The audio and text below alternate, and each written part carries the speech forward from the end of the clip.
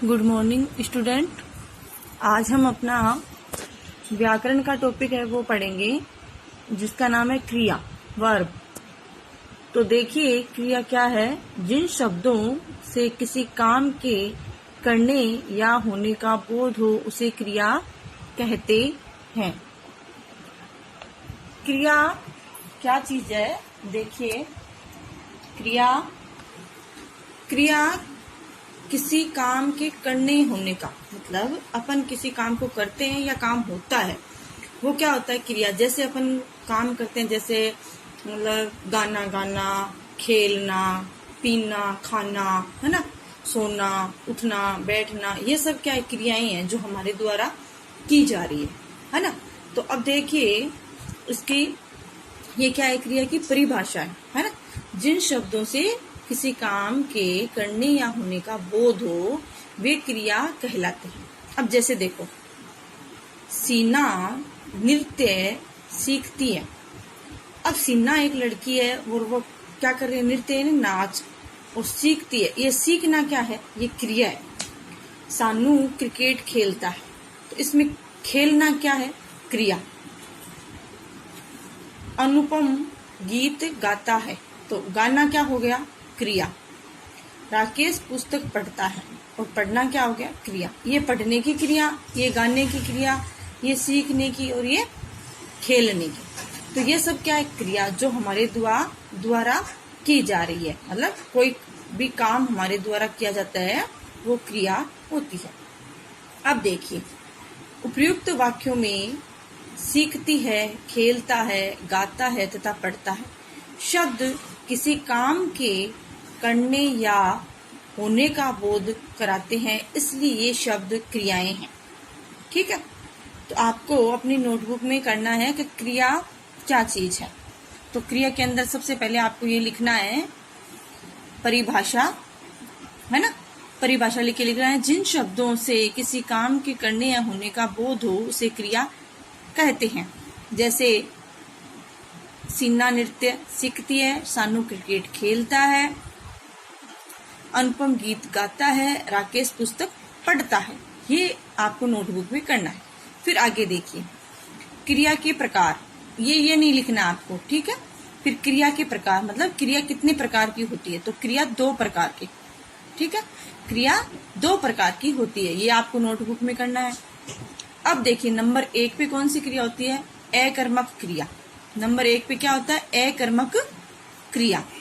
जिस क्रिया को कोई कर्म नहीं, मतलब जिस क्रिया का कोई कर्म नहीं होता वह क्रिया अकर्मक क्रिया कहलाती है।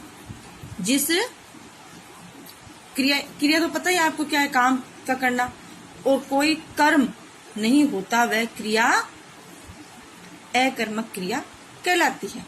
जैसे सुनीता रो रही है, रामू हंस रहा है।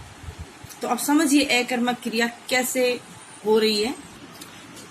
उपयुक्त वाक्यों में रो रही है तथा हंस रहा है क्रियाओं का कोई कर्म नहीं है, अकर्मक क्रियाएं है।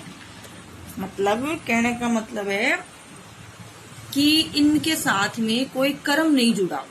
जैसे कि उसको कोई हंसा रहा है, तो कोई मतलब कोई भी कर्म यानी करने वाला उसके साथ, करने वाली जो क्रिया है वो कुछ भी नहीं है, सिर्फ सीधा यही है कि वो हंस रही है ना।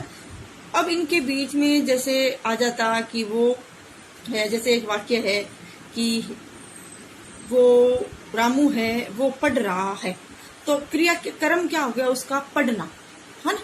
तो इसमें पढ़ना नहीं है, सीधा क्रिया और कर्ता 2 ही चीज आती है इसमें, कर्ता और क्रिया। तो रामू है वो कर्ता है, और हंस रहा है वो क्या है? क्रिया है ना। हंसना क्या हो गया? क्रिया हो गया, और रामू क्या हो गया?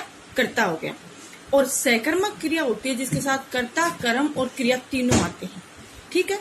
अकर्मक क्रिया जिसके साथ कर्ता और क्रिया 2 होते हैं, और सकर्मक क्रिया होती है उसके अंदर जो है वो अपने कर्ता, कर्म और क्रिया होता है। देखो सकर्मक क्रिया क्या है? जिस क्रिया का कोई कर्म होता है वह क्रिया सकर्मक क्रिया कहलाती है। जिस क्रिया का कोई कर्म होता है वह क्रिया सकर्मक क्रिया कहलाती है। जैसे राधा आम खाती है, हेमलता भजन गाती है। तो अब देखो ऐसे सीधा नहीं है, देखो राधा खाती है ना, तो राधा खाती है, तो ये तो क्या हो जाता, राधा क्या हो जाता, कर्ता हो जाता, खाती है क्रिया हो जाता। तो राधा आम, आम क्या है, कर्म।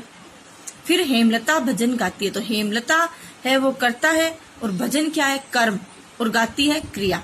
तो अब देखिए आप समझिए कि सकर्मक क्रिया है, उसके अंदर कर्म, कर्ता और क्रिया तीनों आएंगे, और अकर्मक क्रिया है उसके अंदर कर्ता और क्रिया दो ही आएंगे। अब देखिए इन वाक्यों में खाती है तथा गाती है क्रियाओं के साथ आम और भजन कर्म भी आए हैं, ये सकर्मक क्रियाएं हैं। कर्म की पहचान, क्रिया के साथ क्या, किसे तथा किसको लगाकर प्रश्न करने पर जो उत्तर आए वही कर्म होता है। जैसे उपयुक्त वाक्य है राधा आम खाती है, में क्या लगाकर प्रश्न किया, राधा क्या खाती है, उत्तर आया आम, तो आम क्या है, कर्म है। तो देखो मैंने आपको बताया कि सकर्मक क्रिया है, उसके अंदर कर्ता, कर्म और क्रिया तीनों आएंगे, और अकर्मक क्रिया है उसके अंदर आपके क्या आएगा, कर्ता और क्रिया दो ही चीज आएंगे। उसका आपको कर्म नहीं दिया होगा कि क्या चीज कर रही है, आम खा रही है क्या, वो मतलब भजन गा रही है, गीत गा रही है, ये सब कुछ भी उसके अंदर नहीं आएगा। ठीक है, तो ये अपना जो क्रिया वाला जो अपना चैप्टर है ना, वो जैसे वर्ब, वो अब आपको मैंने समझाया है, तो आपको समझ में भी आया है। ठीक है, और इसको आपको नोटबुक में भी करना है। तो नोटबुक में आपको क्या क्या करना है, देखिए आपको नोटबुक में एक तो ये परिभाषा करनी है कि क्रिया जिन शब्दों से किसी काम के करने या होने का बोध हो वे क्रिया कहलाते हैं। ठीक है, अब जैसे दो उदाहरण लिख लीजिएगा आप, सीना नृत्य सीखती है, सानू क्रिकेट खेलता है। ठीक है, उसके बाद आप देखिए क्रिया के प्रकार, क्रिया कितने प्रकार की होती है, तो क्रिया दो प्रकार की होती है, एक अकर्मक क्रिया, 2 नंबर सकर्मक क्रिया। अब आपको अकर्मक क्रिया के अंदर इसकी ये परिभाषा है वो लिखनी है कि जिस क्रिया का कोई कर्म नहीं होता वह क्रिया अकर्मक क्रिया कहलाती है। जैसे सुनीता रो रही है।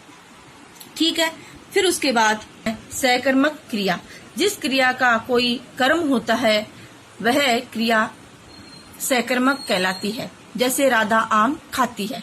ये आपको इतना अपने नोटबुक में करना है। क्रिया किसे कहते हैं उसकी परिभाषा, और जैसे में सीना नृत्य सीखती है, सानू क्रिकेट खेलता है।